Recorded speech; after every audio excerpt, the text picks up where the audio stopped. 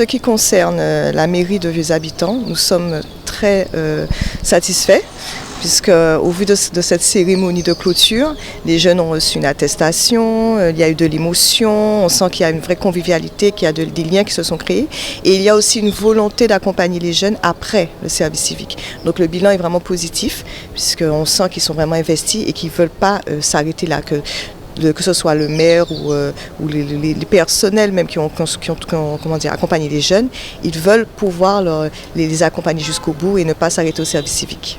Les mairies, effectivement, on sent que là, c'est vraiment une priorité pour les mairies et que nos jeunes, que tout le monde a compris qu'il faut que nous aidions nos jeunes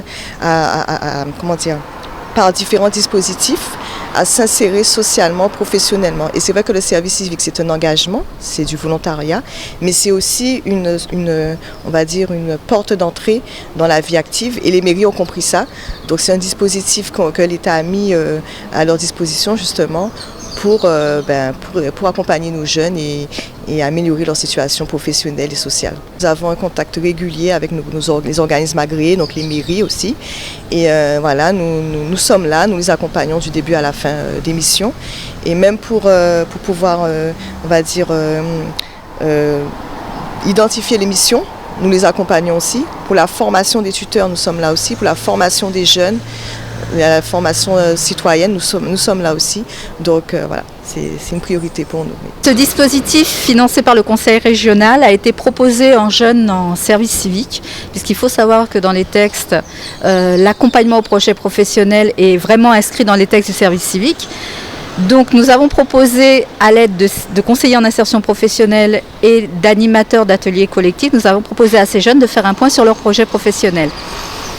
Ça n'a pas été facile puisque nous arrivions vraiment en cours de mission. Il aurait fallu pour ça que nous commencions au début, mais suite à une année sanitaire difficile l'année dernière, liée au Covid, aux mouvements sociaux, nous n'avons pas pu démarrer au début de la mission. Donc nous avons dû concentrer cet accompagnement en cours de mission et ça a été peut-être un petit peu lourd pour les jeunes à ce moment-là de l'accepter. Mais globalement, ça leur a permis de faire un point, de trier un petit peu toutes les pistes. Pour ceux qui n'avaient vraiment pas de projet, de se dire que finalement il y a des pistes intéressantes. On a eu l'occasion de les sortir aussi, de les emmener dans le Nord Grande-Terre par exemple, sur le site de Beauport où on peut voir ce qu'est l'animation, les différents. Il y avait pas mal d'ateliers, notamment un atelier en apiculture. Donc ils ont vraiment, en dehors de ça, eu quand même un accompagnement pour ouvrir leur esprit à tout ce qui pourrait être le monde professionnel auquel ils allaient bientôt pouvoir appartenir. Le service civique, c'est un engagement citoyen avant tout, c'est vraiment tendre la main, aider la société. Là, pour le coup, en faisant ça, on se trouve confronté à des réalités qui sont liées au monde professionnel, la ponctualité, la rigueur, savoir communiquer avec l'autre, respecter la hiérarchie, etc. Donc tout cet accompagnement a permis, en lien avec la mission de service civique, de pouvoir permettre à ces jeunes justement d'avoir un œil un petit peu plus positif sur la société, mais aussi de se préparer à devenir des adultes pour intégrer le milieu professionnel. Au niveau de la collectivité, premièrement, avant de parler de la collectivité, remercier l'État à travers la DRAGES et la collectivité régionale qui pilote ce dispositif et qui permet donc à des jeunes d'être dans les collectivités qui souhaitent donc accompagner et insérer leurs jeunes. Donc c'est une première expérience avec des jeunes pendant 9 mois. Ils sont en service civique et ils sont dans des domaines différents, des domaines qui veulent expérimenter le périscolaire, l'environnement, le développement durable, le numérique. C'était ces 3 domaines-là qu'on avait demandé au niveau de l'DRAGES et au niveau de la collectivité régionale. Le retour que j'ai avec les tuteurs, tutrices qui les ont accompagnés, c'est un bon retour. Calamus, par le biais de la région, fait un accompagnement, c'est bien aussi, et Calamus permet donc qu'ils précisent leur projet.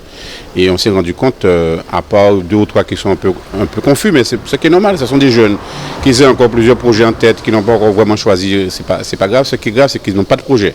Mais les jeunes qui sont là, tous ceux qui étaient présents en tout cas, ont présenté des projets, donc ça nous paraît intéressant. Moi, en tout cas, le pari que j'ai pris avec le challenge, c'est je vais les trouver, soit demain matin, ils sont en apprentissage, soit ils continuent une formation, soit ils ont des contacts avec des entreprises pour être insérés dans la vie professionnelle.